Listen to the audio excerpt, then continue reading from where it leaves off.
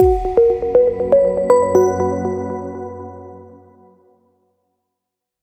jumpa lagi dengan kami tim Solo Pos yang kali ini kami memang sehari-hari sebagai jurnalis Solo Pos ya, tapi kami hari ini tampil dengan konten yang berbeda. Perkenalkan, nama saya Adib Mutakin Asfar. Saya sehari-hari sebagai jurnalis di Solo Pos. Kali ini kami akan melakukan perbincangan. Di samping saya sudah ada Mas Danang Nur Ihsan. Dia juga jurnalis Solo Pos dan juga menjadi redaktur pelaksana untuk konten-konten digital di Solo Pos. Nah, kali ini meskipun kami ini sehari-hari sebagai jurnalis, beberapa waktu yang lalu kami sempat melakukan sebuah riset digital yang terkait dengan isu keberagaman dan toleransi. Kebebasan beragama dan berkeyakinan. Ya, tepatnya begitu ya. Dan kami menemukan ada beberapa hal yang menarik untuk dibahas, dan beberapa poin dari temuan itu sebenarnya sudah sempat kita bikin jadi tulisan ya di koran maupun di web paper kami. Bisa dicek nanti ya, bisa dicari. Dan kali ini kami akan menyampaikannya, menceritakannya kepada publik ya tentang beberapa poin temuan kami gitu ya. Dan kira-kira mungkin seingat Mas Danang, apa yang paling menarik dari temuan itu? Saya malah mau bilang ke Mas Adib, spill dikit yang paling menarik Mas Adib. Ya. Yang paling menarik sebenarnya kalau kita bicara isu KBB, kita batasi di 2 bulan ya Mas Adib ya. Di bulan Oktober sama November gitu ya. Di 2 bulan ini tentu hampir mayoritas isu itu ngomongin Israel Palestina gitu. Jadi itu isu yang paling banyak diomongkan. Percakapannya paling banyak nih. Dan ini belum pemilu ya. Atau itu ya. Belum pemilu. Masih belum. Walaupun sebagian itu udah nyenggol-nyenggol ya, nyenggol-nyenggol ke pemilu ya. Jadi kalau bicara konflik Israel Palestina tuh ketika masuk percakapan di platform digital ya, di media sosial, IG dan lain-lain, TikTok dan lain-lain, termasuk media online, itu tidak hanya berhenti tentang konflik di Timur Tengah. Betul, gitu kan? Gitu ya Mas Adib ya? Iya. Istilahnya isunya tuh udah melokal ke Indonesia. Betul. Gimana Mas kalau melokal Indonesia tuh, apakah itu diseret-seret ke isu apa aja Israel Palestina itu gitu? Iya. Mungkin sebelum itu ini satu disclaimer ya. Riset ini kita menggunakan tools pemantauan digital. Kami memantau 2000-an ya, 2000-an media online dan akun media sosial ya.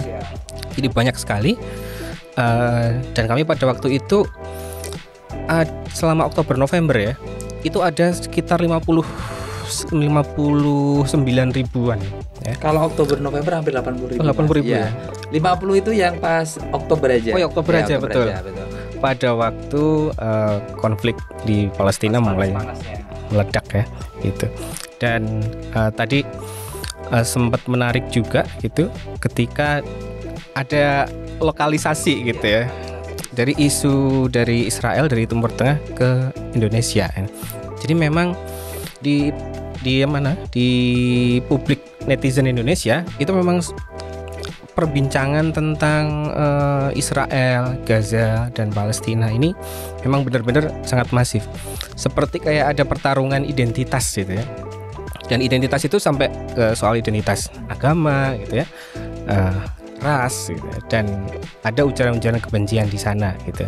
Dan bahkan mungkin kalau publik mungkin masih ingat ya, di Bitung ada kejadian sampai ada bentrok tuh ya, dan itu mungkin eskalasi di lapangan ya, yang bisa jadi itu adalah puncak dari gunung es yang terjadi juga di media sosial ya, percakapan di media sosial. Tapi eskalasi di udara itu sebenarnya juga kencang juga ya.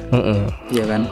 Tapi saya menemukan beberapa fakta yang menarik ya soal Israel Palestina ini ketika khusus membahas soal Jogja nih gitu ya.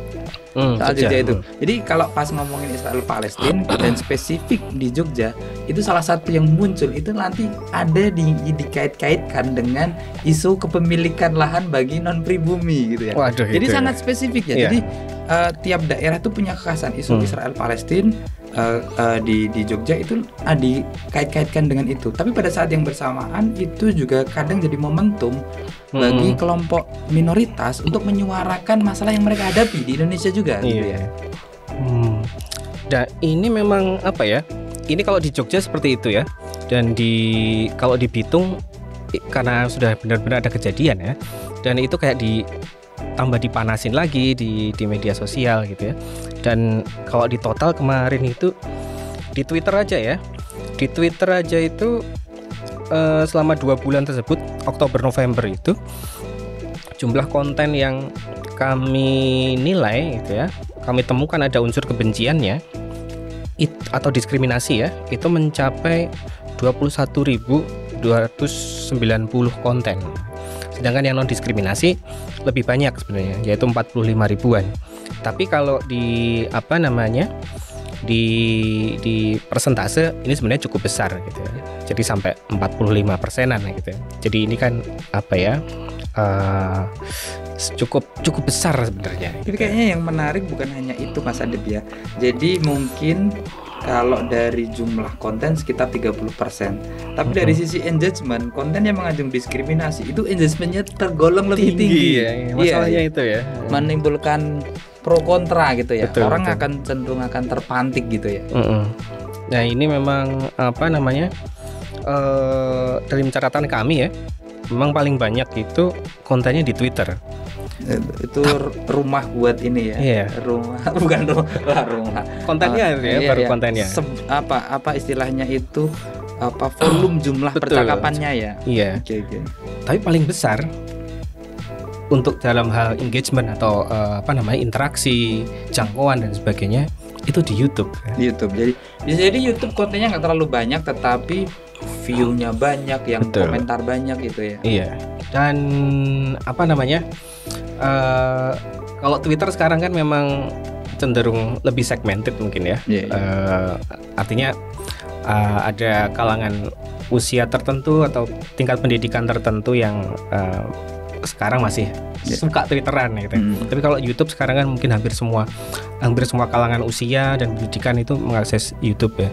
Sehingga konten-konten kebencian ini ketika di-share di YouTube memang impact-nya cukup besar gitu.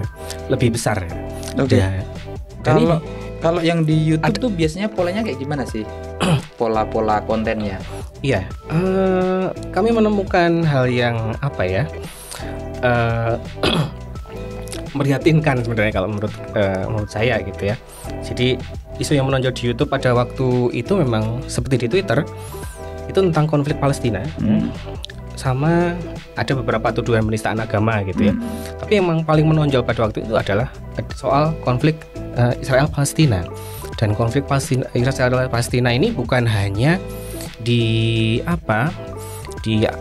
diamplifikasi dalam artian sebagai berita gitu ya, tapi sebagai konten-konten provokatif yang diseret ke identitas agama, kebencian, menciptakan sentimen agama ya. Iya betul.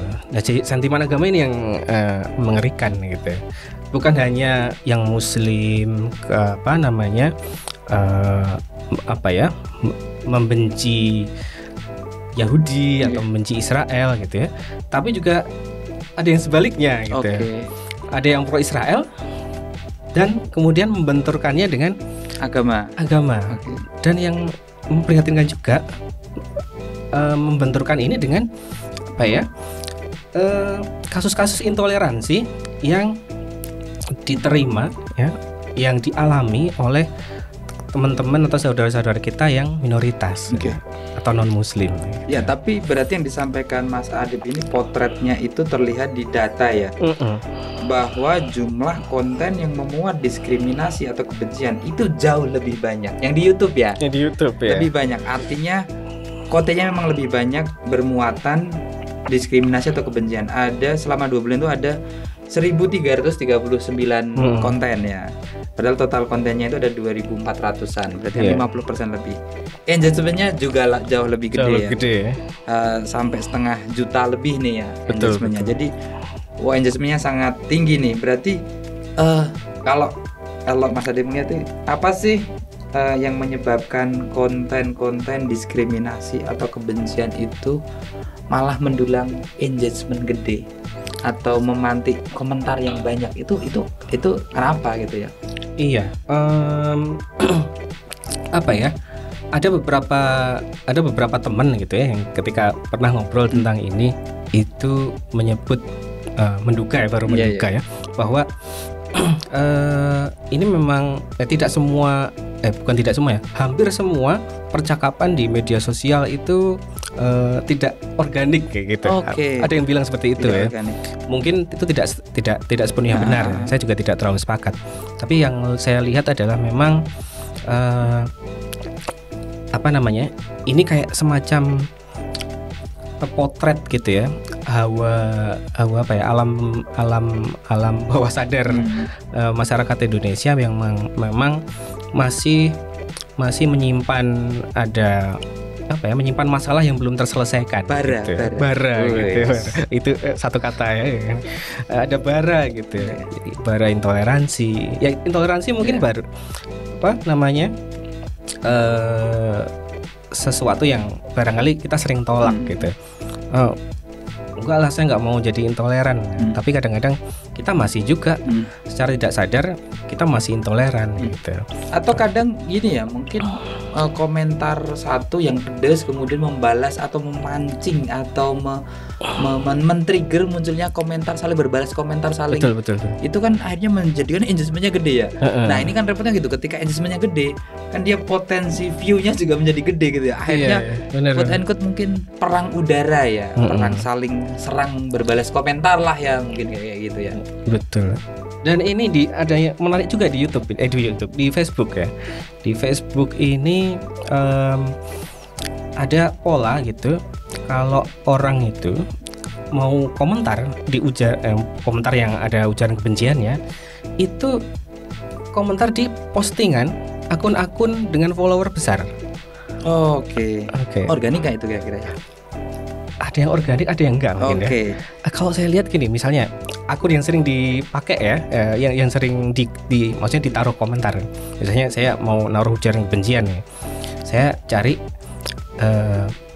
postingan akun yang followernya banyak. Misalnya akunnya Pak Jokowi misalnya.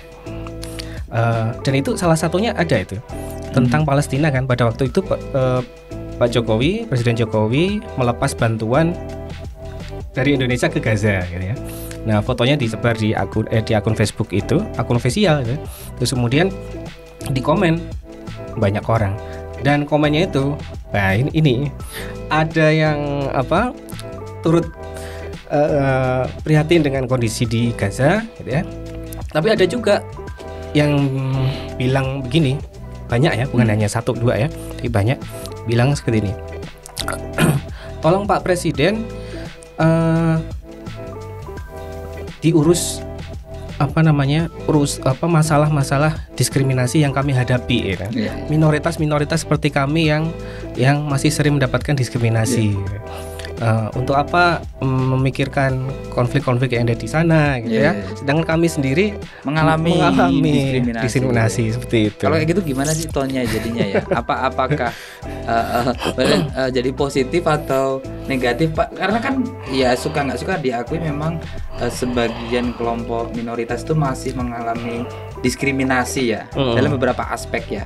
Artinya isu konflik Israel Palestina ini menjadi momentum ya sebenarnya ya. Betul. Buat teman-teman yang minoritas itu menyuarakan apa yang mereka hadapi ya. Betul. Dan ini juga menandakan juga bahwa ada masalah yang belum terselesaikan gitu. Artinya sebenarnya di dalam negeri itu masih juga banyak PR nih, urusan kayak gini. Oke, tadi kita ngomongin Israel Palestina Mas Adib. Ada nggak isu lain yang politik itu kan udah politik Oktober November tuh kan udah mulai fase-fase politik nih. Nah kadang sentimen agama yang berkaitan dengan agama nih biasanya itu kan dicantol-cantolin ke capres. Apakah itu hanya menimpa satu capres misalkan, atau semua capres mengalami hal yang sama sebenarnya gitu? Kalau semua capres mungkin mungkin ada ya. Tapi kadarnya beda-beda. Kadarnya. Betul.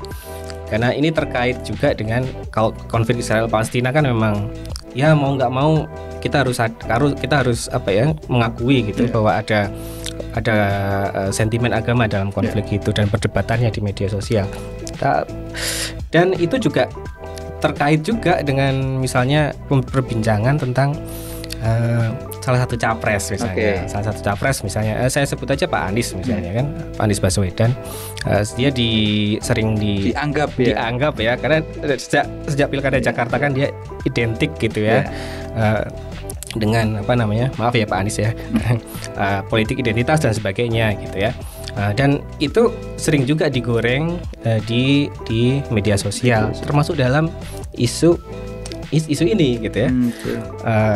Karena khususnya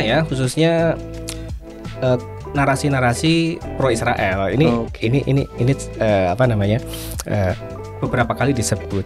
Misalnya dari narasi Israel ya, kemudian ada radikalisme di sana karena Hamas kan dianggap sebagai teroris juga gitu, oleh sebagian pihak gitu.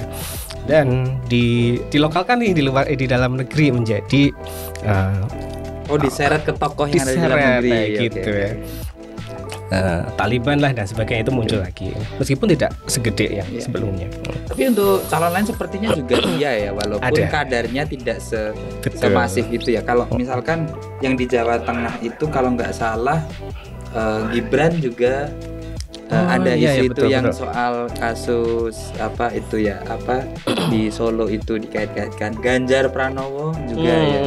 Walaupun memang mungkin sepertinya kadarnya itu tidak seintens Pak Anies gitu ya.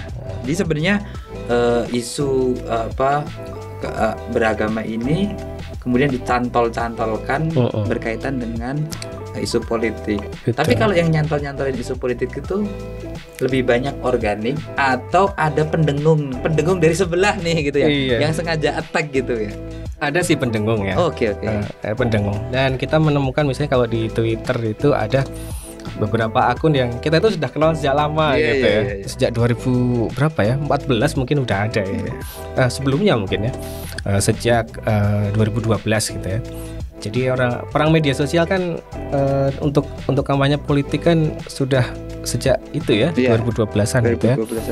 Dan itu akun-akun lama cukup banyak yang ikut nyemplung dalam perbincangan ini gitu. Misalnya meskipun mungkin tidak terlalu intens ya dalam hal isu kebebasan beragama ini ya, tapi beberapa itu ada. Tapi ketika mereka misalnya mencuit gitu, engagementnya lumayan gede gitu.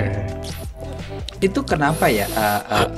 Memang sentimen agama itu menjadi salah satu sentimen yang cukup riskan karena langsung masuk ke sisi personal dari orang gitu ya. Mungkin sehingga ada potensi potensi bara tadi itu harus dijaga kan. Iya. Dan ada beberapa akun itu memang hampir semua akun ya yang terlibat dalam perbincangan ini kan kayak sudah memang dia setnya di basis pasarnya atau basis followernya, engagementnya itu di orang-orang yang pro sama ke kanan atau ke kiri gitu. Jadi sudah ada segmentasinya masing-masing gitu. Seperti halnya di perang udara di Pilpres sebenarnya gitu. Kita mungkin ke tema yang lain soal diskriminasi LGBT itu kan juga kerap ya. Membangun stereotip tentang LGBT itu kan kerap menggunakan kata-kata yang itu akhirnya menciptakan stereotip yang akhirnya mereka terus menjadi korban. Itu juga masih muncul, Mas. Iya. masih ya, dan itu apa namanya, meskipun ya tidak sebanyak yang konflik Palestina Israel ya, tapi itu kayak konsisten gitu, karena kita kan sebelum periode ini melakukan pemantauan bulan Agustus September ya. Dan kemudian berlanjut Oktober November, dan itu konsisten muncul gitu ya. Itu kayak isu ini ya, apa, PKI gitu ya. Betul. Jadi bukan hanya isu tentang komunisme atau PKI. Dan kita awalnya menduga muncul hanya di September. Ternyata di luar itu juga masih muncul, dan itu sepertinya juga diciptakan ya, isu itu terus bergulir gitu. Karena akunnya sama terus nih gitu. Iya. Karena akunnya hanya itu aja gitu. Iya, betul. Dan kayak ngata-ngatain LGBT gitu. Entah itu pakai kata-kata homo, gay, dasar homo misalnya kayak gitu, mohon maaf ya. Oh, itu kayak jadi umpatan. Dan betul. itu menjadikan stigma itu terus melekat ya. Iya. Jadi misalkan di medsos itu misalkan orang ngumpat gitu ya, itu menggunakan frasa-frasa yang berkaitan dengan LGBT. Betul. Gitu. Kayak penggunaan kata PKI, komunis, ngecap jelek lawan politik misalnya, atau orang yang dibenci gitu. Itu biasanya pakai kata-kata itu. Oke. Hal menarik lainnya apa nih Mas Adit di bulan ini nih, yang di bulan Oktober November yang juga menonjol nih? Ada ini konser Coldplay yang itu ada kaitannya dengan LGBT gitu. Dan apa ya? Ya mungkin ini akan berlanjut ya gitu, ketika nanti misalnya ada tokoh yang kesini gitu ya. Tapi dalam konteks kemarin demo tolak Coldplay itu ya, yang 212 itu ini juga memacu kebencian yang cukup besar, memicu engagement yang besar juga gitu. Dan bukan hanya soal konser ini, kalau tidak salah pada waktu itu sebelumnya ya, ini kan cukup berdekatan juga dengan konflik di Rempang ya. Konflik di Rempang. Dan kalau misalnya kita lihat gitu ya, konflik di Rempang itu kan sebenarnya unsur identitas agamanya apa sih gitu ya? Nggak ada gitu ya, nggak ada hubungannya gitu ya. Tapi ternyata bisa diarahkan ke sana gitu. Misalnya dengan ngata-ngatain misalnya identitas keagamanya Pak Luhut misalnya gitu. Pak Luhut Binsar Panjaitan misalnya. Nah, ini sesuatu yang nggak ada hubungannya gitu ya, tapi disebut-sebut gitu.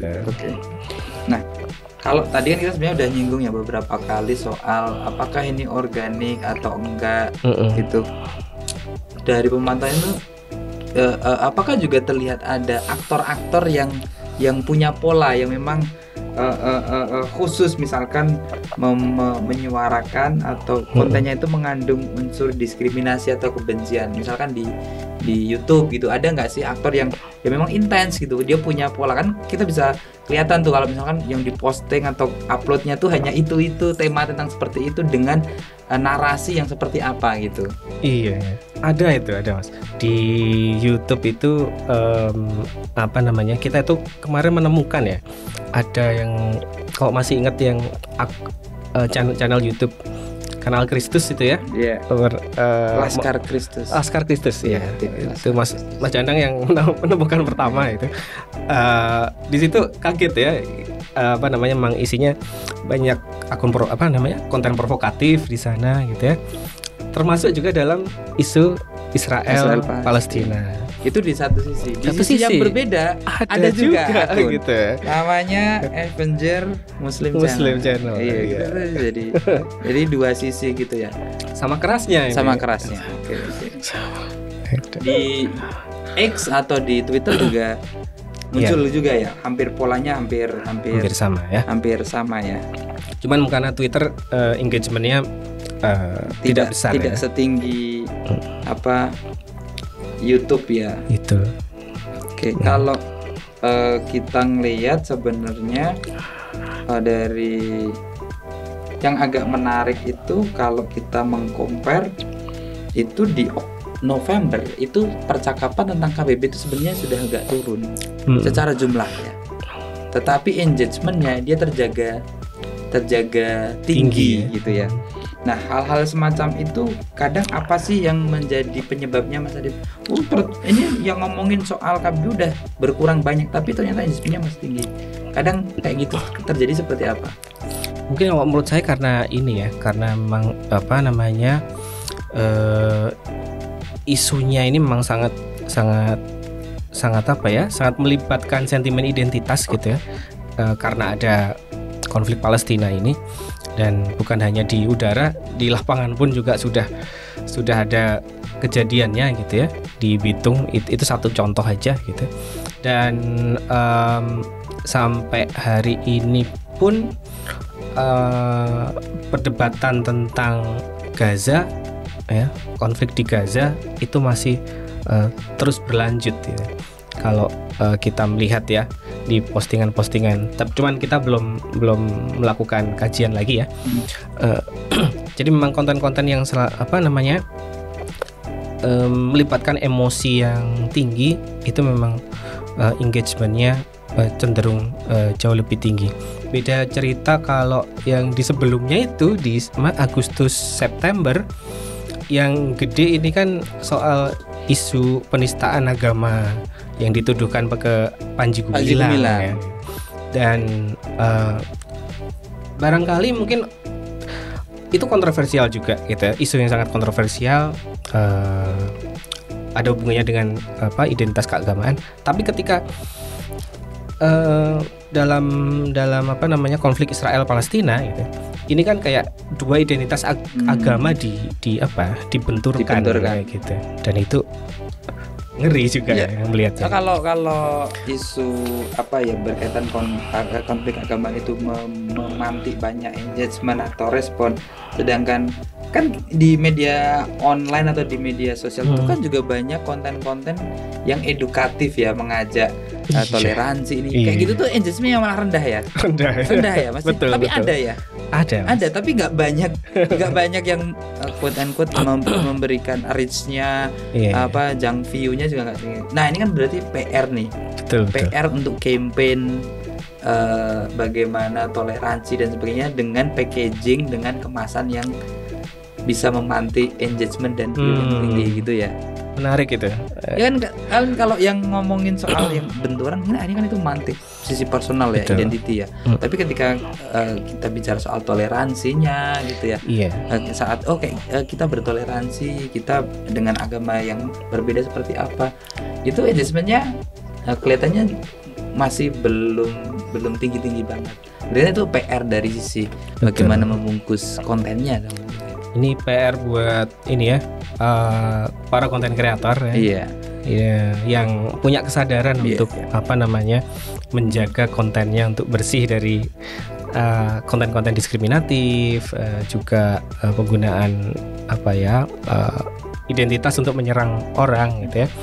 Juga bagi awak media juga ya, karena termasuk masih kita banyak ditemukan gitu ya. Konten-konten media yang cenderung diskriminatif tuh masih ada ya. Masih di media mainstream maksudnya. Di media ya? mainstream, media utama ya. Betul. Masih ini. Oke. Dari proses riset tadi Mas Adit, mungkin ada nggak kesimpulan besar yang bisa diceritakan nih kepada penonton?